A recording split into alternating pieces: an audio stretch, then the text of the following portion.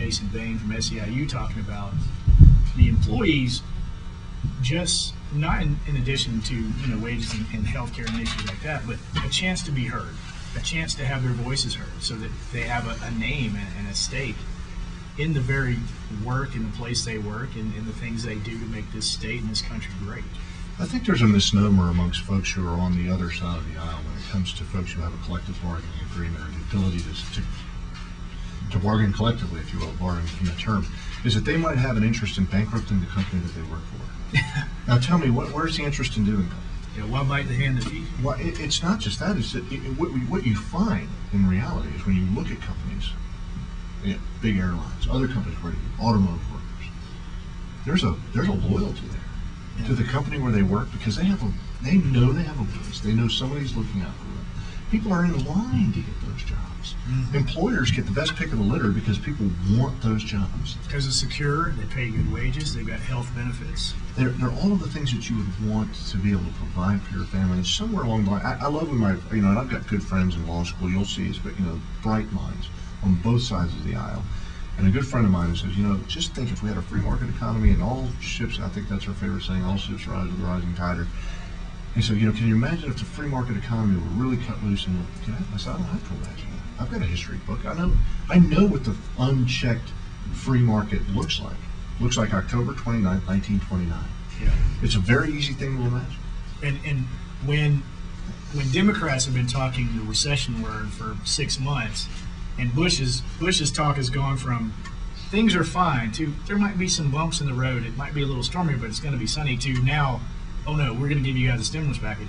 If Bush is saying the recession word, the R word, then it may be that we're on the track for the D word, the depression word. And knock on wood, I hope we don't have that kind of situation. But this unchecked situation of unfettered capitalism with offshoring of tax havens, CEO out of control dividends, and then also the big problem with not funding the war that we're engaged in by giving tax breaks at the very same time that we have a war going on.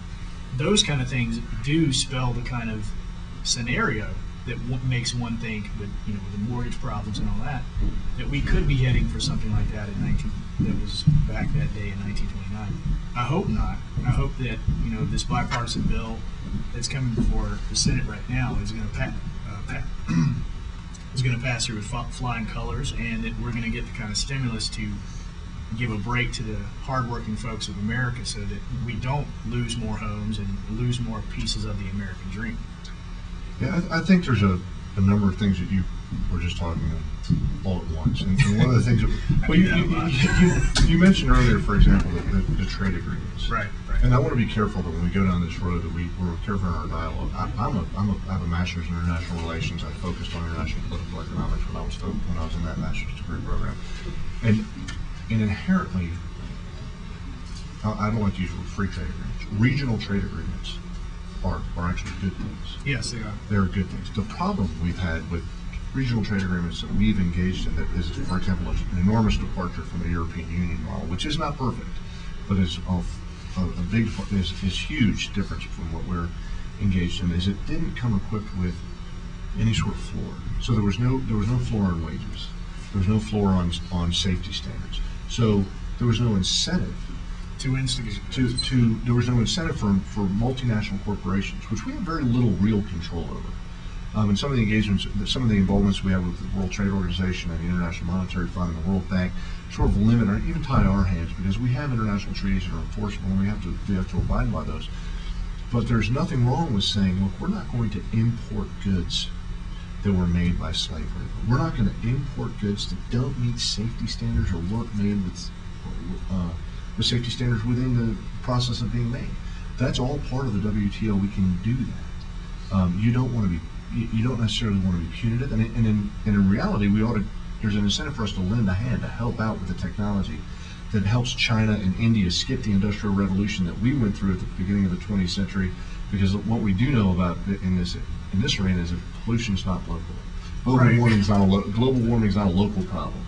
And if India and China go through this, and I'm gotten way off of state politics, but if they get engaged in those things, then everybody suffers. And And what we're seeing now, even in the global economy, that when you build an economy that resembles a house of cards, that's completely consumptive, based completely on borrowing, Right. and not on manufacturing, not on distribution, then you have there's systemic problems. A small tremor and Wow. And then you have really big problems. And I don't know when we came up with the idea that we could spend $300 billion a year in a war with no international political will behind it.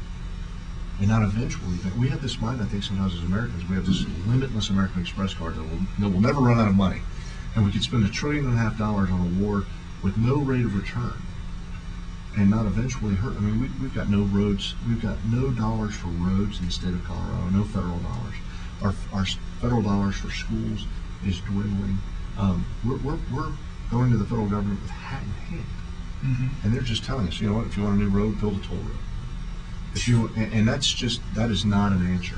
So, we have to, I'm looking forward to November 4th, 2008 for a lot of reasons. Hopefully because I'm going to win my election, but I think we're going to see a systemic change across this country in politics. And you touched on something very important, and that goes back to, the commons, or the government is an investment structure so that people can have safe roads, safe schools, have a police force that works for them, a fire department, and when you start going down this trail of like, well, put in toll roads, or go to private, let's make private schools, Private prisons. Well, Buffy McFadden, who's our representative down there in Canyon City, she and I had a great interview on privatization of prisons, and just briefly, there's no incentive to rehabilitate an offender if your bottom line is filling beds, and that is the profit prison system. We won't even go there, but they're really low on my list for reform, high on my list for reform. But what I wanted to say is a lot of things that just do not sit well with the American public in your Senate district or anywhere across America is saying toll roads or go private. We've got states like Illinois has sold their lottery system to a company out of Spain. We've got people selling their toll road or highway systems to Australian companies. Where is the American value system in that? That's giving away our country piece by piece, and that is not the America that I was raised up believing in. That's somebody saying we're going to pass the buck, and somebody's got to stand up for accountability. And please don't ever apologize for knowing a lot about international trade, because we need leaders.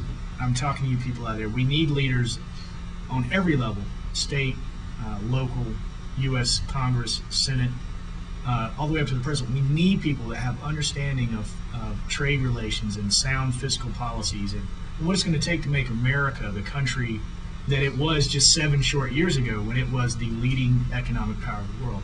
And so I applaud you for having that background, because we need someone that actually has a head on their shoulders and not someone that thinks Tabor is a great idea. Hey, we're going to come back and talk about that in just a second. This is Wade Nars here with Joe Whitcomb, running for Senate District 23 on Ultimate Politics here at Mile High Sports Radio. You can check that out on 1510 a.m. Saturdays at 7 a.m. and 1570 a.m. Saturdays at 7 a.m. if you live up in the Greeley, Fort Collins, Loveland area. And we'll be right back. This is Wade Nars. We'll talk to you in a second.